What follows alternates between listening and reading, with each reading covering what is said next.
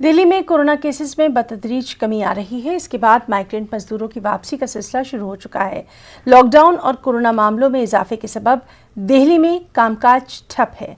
इसके बाद मजदूर अपने आबाई वतन लौट चुके थे, लेकिन अब जबकि हालात में बेहतरी आ रही है तो एक बार फिर से मजदूरों की दिल्ली वापसी का सिलसिला दिखाई दे रहा है।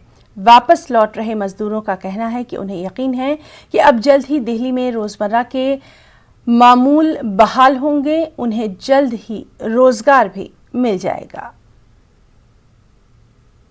बिहार से आ रहे हैं सर। अच्छा, किस लिए चले गए थे दिल्ली से? सर कोरोना की वजह से चले गए थे। अच्छा, और वापस किस लिए आ रहे हैं? सर कोरोना कम होने लगा इसलिए हम लोग कमाने चक्कर में आ गए।